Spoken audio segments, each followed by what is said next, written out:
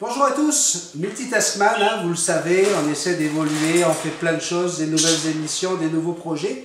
Et on a une toute nouvelle série, vous le voyez, avec mon invité aujourd'hui qui s'appelle William. William, on s'est rencontrés il y a 10 jours, puis il m'a demandé des conseils parce qu'il voulait avoir un compagnon pour passer du temps avec, etc. Puis je lui dis, est-ce que tu as déjà pensé à un oiseau? Alors, cette série s'appelle la série de William et de Roddy. Ouais. La petite perruche, elle est faite spécialement pour tous les gens qui m'écrivent et qui me demandent comment on fait pour choisir son perroquet, comment on fait pour l'élever, qu'est-ce qu'on peut lui apprendre. Alors ce qu'on a pensé faire avec William, c'est de se retrouver toutes les 3 semaines, un mois à peu près, pour voir l'évolution, comment il a fait évoluer son oiseau, ce qu'il lui a appris, les différents tours. Donc regardez bien cette vidéo, vous allez voir qu'aujourd'hui on lui a appris à se mettre sur le dos. C'est une très très bonne façon d'apprendre à son oiseau à accepter la domination. Il faut le faire de façon ludique, il faut qu'il s'amuse. Wow, petit bébé. Regardez les vidéos, elles parlent d'elles-mêmes. Ça me fait très très plaisir d'avoir William avec moi. Ne vous inquiétez pas, vous retrouverez Marc Thierry prochainement dans d'autres vidéos.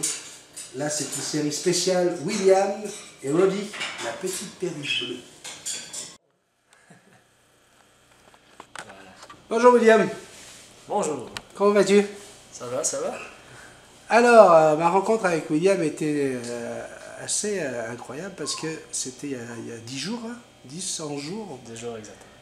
Et voilà, on s'est rencontré avec William. William voulait trouver un animal de compagnie en fait. Ouais. Et puis on a commencé à parler des reptiles. Oui, c'est vrai. J'étais dans la section des reptiles, puis là, t'as Multitaskman justement qui vient me voir, il dit c'est quoi tu veux vraiment là? Puis je dis je voulais quelque chose là pour pouvoir me suivre, quoi mettre sur mon épaule comme ça. Hop hop, vas-y. Faire mes devoirs et tout, il puisse me suivre un peu partout. Puis un reptile, ben, ça répondait un petit peu moins à mes demandes que Roddy ici présent. Voilà. Là, Roddy, dis bonjour à la caméra. Voilà. Wow. Et puis c'est ça. Puis Benjamin m'a emmené dans la section des oiseaux, puis on a trouvé un beau petit bébé. Puis là, on est rendu à 10 jours, là, puis on fait les exercices. Là. Et comment ça s'est passé avec l'oiseau? Il est au niveau de l'apprentissage des premières minutes, est-ce que ça a été compliqué? Comment tu as trouvé ça? J'imagine que tous les oiseaux ont leur caractère, mais la plupart des gens vont pouvoir vous dire que c'est assez facile. Il faut juste montrer sa dominance au début. Parce que l'oiseau, il va toujours vouloir dominer, comme Multitaskman m'a bien expliqué. Donc, c'est de montrer sa dominance, puis créer une bonne relation avec ton oiseau. Alors, c'est sûr que quand on a choisi l'oiseau, bon, déjà il y avait une couleur, il y avait quelque chose d'esthétique, hein, t'as capoté sur une perruche bleue. Ouais, la bleue, c'est vrai. Puis après, quand ce qu'on a fait, on a vérifié que c'était un animal qui était prêt au fait d'être apprivoisé. Comment on regarde ça? Eh ben, tout simplement, on le teste en le prenant, voir s'il nous mord, s'il a une attitude très très agitée, très coléreux. Et on s'est vite rendu compte que notre ami était très très doux, très gentil, très calme. Et du coup, comment on fait pour habituer un oiseau à la main, un bébé, quand il vient juste de sortir de la cage où il était avec d'autres oiseaux? Eh bien, on l'a mis dans la main, complètement, pour qu'il puisse se cacher. Et en fait, il a utilisé la main, comme cachette. Et vous le laissez comme ça pendant une petite dizaine de minutes, ouais, il sort juste la tête, il regarde ce qui se passe dehors, mais régulièrement, il va retourner dans sa cachette en se disant « Non, non, moi je suis bien ici ». Et résultat, vous êtes en train de lui apprendre que la main, c'est quelque chose qui peut le protéger, et pas quelque chose qui est néfaste et dangereux pour lui. Et à partir de là, normalement, en ouvrant la main, comme vous venez de le voir, là, vous le croyez ou non, là, ça s'est presque passé comme ça, tout de suite, avec William, l'oiseau est allé sur son doigt, et puis il se tenait sur son doigt, même si j'ai une bonne mémoire, au bout de 15 minutes, il dormait sur ton doigt. C'est vrai. Okay? Donc, à partir de là, Si l'oiseau n'arrêtait pas de s'envoler, n'arrêtait pas de crier, n'arrêtait pas de mordre, n'arrêtait pas de porter... Écoutez, je ne vais pas le couper au montage parce que il est là. Je vous présente celui que vous connaissez déjà, le petit Suki, qui pleure derrière la barrière parce qu'il aimerait bien voir ce nouveau compagnon de plus près. Mais c'est un petit peu dangereux. Donc si vous entendez un chien pleurer, c'est Suki. Il n'est pas malade, tout va bien pour lui, il est juste très jaloux qu'il ne soit pas la star du film. Donc, à partir de ce moment-là, effectivement, moi j'ai trouvé qu'il y avait une très bonne relation, qu'il y avait la possibilité pour William d'apprivoiser Roddy. Ouais, Roddy. Et il fallait juste régler des petites choses administratives, comme on dit. Et puis il est revenu le chercher au magasin. Et tout de suite, je lui ai redonné Roddy, puis tout de suite il est remonté sur le doigt, puis il n'y avait plus de problème. Donc à partir de là, il a fallu expliquer à William l'entraînement. Comment on entraîne un oiseau, comment on entraîne une perruche. Une perruche est capable de parler, une perruche est capable de s'amuser, elle est capable de compter, elle est capable de faire énormément de choses. Il faut savoir qu'une perruche, là, c'est de la même famille que Jackson. Si vous regardez bien Jackson, là, vous avez ici le Arachloroptère qui est une grande perruche. C'est quoi le lien que vous pouvez faire entre elles? Alors c'est sûr que la taille, Jackson est à peu près 7 à 10 fois plus grosse que Roddy, mais vous allez voir que les deux ont un bec crochu, et les deux surtout ont une queue quasiment aussi grande, voire plus grande que le tronc. Donc, si je regarde Roddy qui est en train de faire ses exercices en ce moment, vous allez voir, regardez, vous avez un bec crochu, vous avez une queue aussi longue que le corps. Donc nous sommes bien dans la même catégorie d'animaux qu'on appelle les perruches.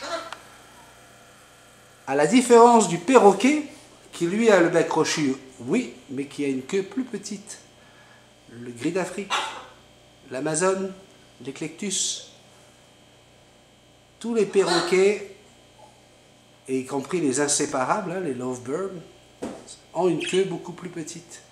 C'est ce qui fait leur différence. Mais ils ont le même fonctionnement, ils ont la même façon de pouvoir parler avec un appareil qui se trouve juste dans le thorax, qui se contracte et qui permet de faire des sons lorsque l'air passe à travers.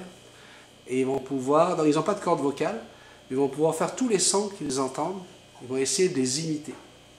Alors est-ce qu'une perruche ou un perroquet, on va dire perroquet pour tout le monde, est-ce qu'un perroquet répète tout? Non. Un perroquet va dire les mots à des moments précis qui correspondent à quelque chose. Par exemple, si William, à chaque fois qu'il part de sa chambre, il dit bye bye à Roddy, il y a de fortes chances que d'ici 3-4 mois, au moment où tu vas commencer à partir, que tu vas ouvrir ta porte de chambre pour partir, elle va dire bye bye. Si quand tu arrives dans la chambre, tu dis allô, il y a de fortes chances qu'elle dise allô quand tu vas arriver, que tu vas ouvrir la porte de la chambre. Il faut juste entraîner votre animal, lui apprendre, jouer avec vos gestes, jouer avec votre intonation. Parce que l'animal comprend l'intonation. Et là, à partir du moment où vous avez réussi à obtenir ce genre de relation avec votre animal, il faut jouer avec. Parce que c'est bien beau, un animal sur le doigt, là, c'est très bien, là, puis ça impressionne déjà pas mal les gens. Mais vous allez avoir un animal qui risque d'être, vous savez, dans une école, là, quand on va à l'école, les humains, qu'est-ce qui se passe? On a un moment de récréation, puis on a une séquence de sport, puis on a une séance de cinéma, puis on a une séance d'histoire, puis on fait de la grammaire, etc. Ben pour l'oiseau, plus vous allez lui offrir de sport, d'activité, plus vous allez avoir un oiseau éveillé. Alors là, vous voyez, regardez, on a une très très bonne réaction de William. Alors moi, je suis assez multitaskman et très très content de William parce que d'une, ça a été assez rapide, l'apprentissage, déjà lorsqu'on s'est rencontrés au moment de prendre l'oiseau. Et puis, vous voyez, 10 jours après, je me rends compte que William arrive à manipuler son oiseau. Vous voyez, quand vous apprenez des choses nouvelles, là, puis c'est tout nouveau, hein, le fait de le mettre sur le dos, c'est aujourd'hui. Ouais, C'est l'exercice de ce matin. 15 minutes, là. Et là, vous voyez, à chaque fois, Eh oui. William le remet sur son doigt parce qu'il sait que l'oiseau aime ça être sur son doigt. Quand l'oiseau commence à vouloir mordre, William lui tient le bec, lui caresse le bec en lui disant c'est pas comme ça que ça se passe. Alors, caresser le bec de l'oiseau. Vous avez deux types d'éleveurs. Vous avez des éleveurs qui disent qu'il ne faut surtout pas toucher le bec de l'oiseau. Parce que le bec d'un oiseau, c'est tout son système nerveux. C'est l'endroit où il ressent toutes les choses, le chaud, le froid, mais également la sexualité. Et oui, c'est pour ça qu'on dit que les amoureux se bécotent. C'est parce que les oiseaux se bécotent également. Alors là, vous avez un oiseau qui est fatigué. Quand vous voyez un oiseau qui se met comme ça tout en boule, c'est parce qu'il vient de faire beaucoup d'exercices et qu'il a besoin d'avoir sa petite pause, son petit moment de repos. Là, on voit assez bien quand même, en haut des narines, vous voyez quand même qu'il y a une belle influence de bleu. Attendez, on va essayer de faire une mise au point. Ok. Mise au point.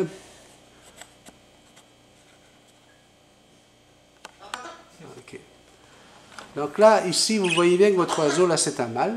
Parce que le haut du bec, là où il y a les petites narines, on voit quand même qu'il y a une belle présence de bleu. Vous avez un oiseau qui est tout en boule. Ça, c'est un oiseau, ça peut exprimer plusieurs choses. Le froid, mais ici, il fait 22 degrés dans la pièce, donc ça ne peut pas être ça. Ou tout simplement le besoin d'aller faire un gros dodo.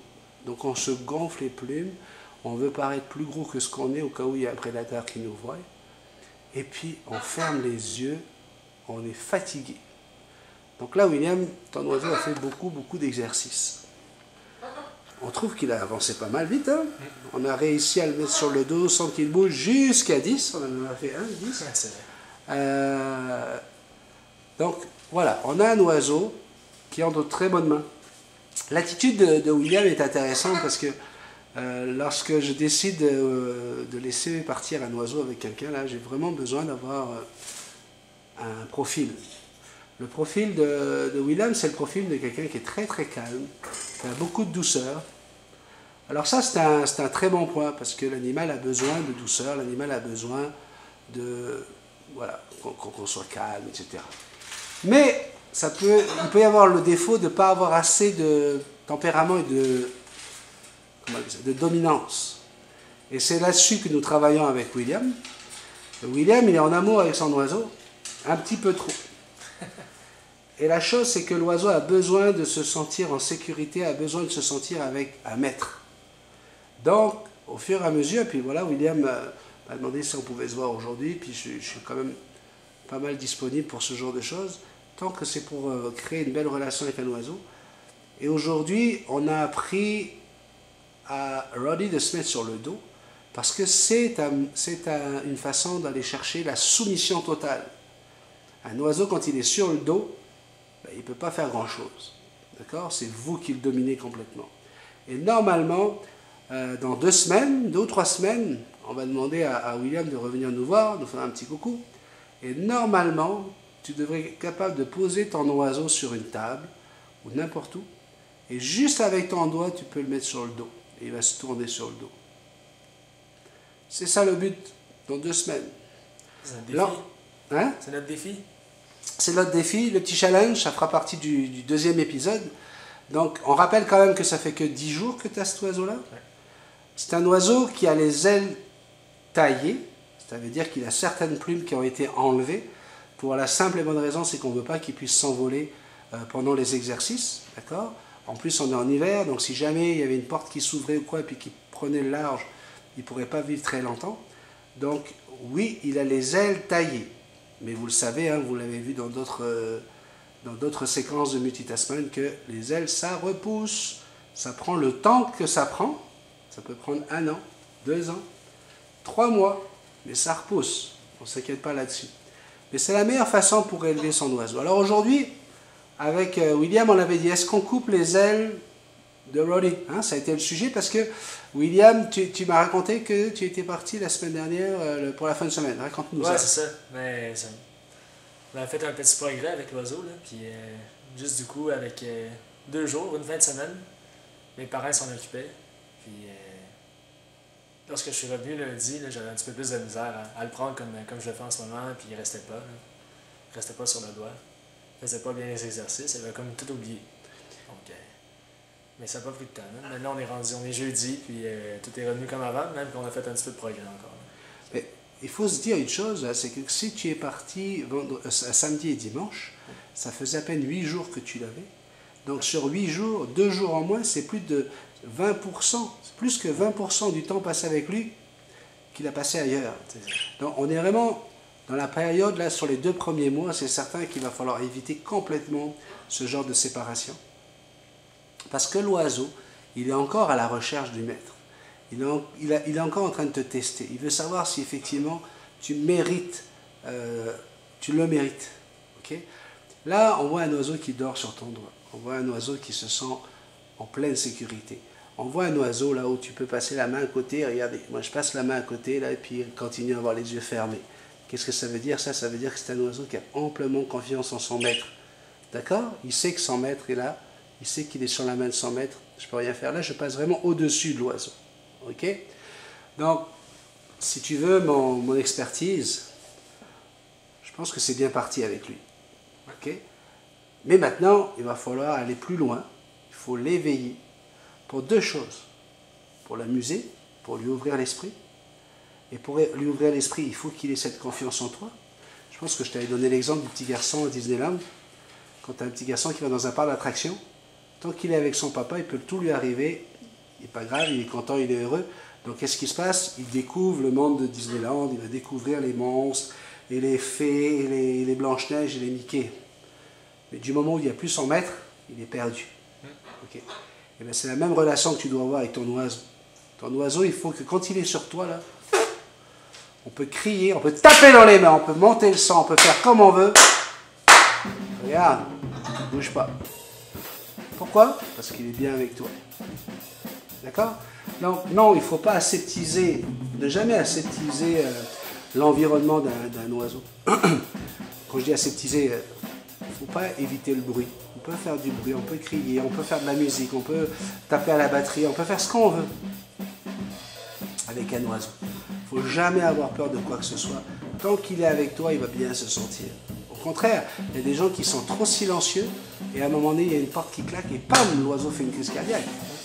Okay? Nous, on ne veut pas de ça. On veut un oiseau qui soit waouh. Okay? Et un oiseau qui est waouh, c'est vraiment intéressant quand on travaille avec des perruches parce que tu vas pouvoir obtenir pas mal de choses qui ressemblent à des gros perroquets au niveau de la parlotte, au niveau des jeux, au niveau de tout ce que tu vas faire avec. Mais ça ne prend pas de place. Pour les petits cacas, ça va s'arranger tranquillement. Tu vas voir. Regarde, depuis tantôt qu'on discute, il n'y a pas eu grand-chose qui s'est passé. Okay? Pourquoi est-ce que ton oiseau, il se sent bien? Puis tout va bien. Okay? Donc, les perruches, c'est un très très bon moyen de faire connaissance avec le monde des oiseaux. Moi, ce que je vais te souhaiter, là, c'est certain, c'est que cette perruche-là, elle te suive encore 25-30 ans. D'accord? Que ça puisse être ton compagnon. Pour ça, on va suivre votre histoire, puis on se retrouve très prochainement dans un 2e épisode. Vous allez suivre les aventures de William et de Roddy. Ça, c'est pour tous mes abonnés qui me posent des questions sur quel perroquet choisir, comment choisir son perroquet, etc. Ne choisissez pas un perroquet juste pour dire « Waouh, j'ai un perroquet, je vais pouvoir faire Jack Sparrow ». Choisissez un perroquet parce qu'il vous plaît, quelle que soit sa taille. La taille n'a aucune importance. On peut avoir un gros perroquet qui ne nous aime pas et on ne fera jamais rien avec. Comme on peut avoir là ici une belle petite perruche avec qui tu vas pouvoir passer des super moments. Donc, si tu avais un petit conseil à donner à un ado entre 15 et 25 ans qui voudrait avoir un oiseau, comment toi tu as vécu, tu vis tes premiers jours là? Ben là, ça va bien. Là. Ce que je pourrais dire, c'est que c'est un oiseau quoi que comme on ne pourrait pas avoir Jackson comme débutant. Donc, étant débutant avec les oiseaux, là, c'est bien de commencer avec une perruche, quelque chose de plus petit. Puis on peut commencer à manipuler, s'habituer un petit peu à les morsures, avoir les bonnes réactions. C'est de commencer petit. Là, puis si vous poignez la piqûre finalement, peut-être aller avec des oiseaux plus gros. Là. Alors, on va répondre tout de suite à une question qui va se poser. Effectivement, on peut avoir un autre oiseau plus tard. Mais il faut d'abord être certain d'avoir bien apprivoisé celui-ci. Ouais. Donc, minimum, laissez passer au moins 7-8 mois là, avant de décider de prendre un autre oiseau. Et vous prenez une autre espèce. Parce que n'oubliez pas que l'instinct va être beaucoup plus fort que le reste. Donc si vous prenez une autre perruche, là si tu prends une perruche femelle dans 6 mois, 1 an, il y a de fortes chances que tu perdes ton oiseau et puis qu'il donne toute son affection à cet oiseau-là. Ouais. Juste parce que ça sera un instinct sexuel. Ou tu as une deuxième possibilité.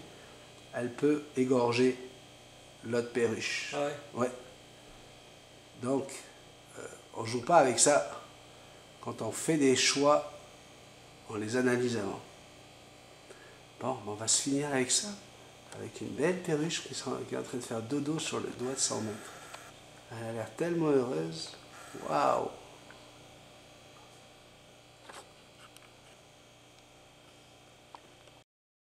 William, on a passé une super journée ensemble. Merci beaucoup, c'est très très sympa d'avoir accepté de venir comme ça ici chez Multitasman. Merci pour l'invitation.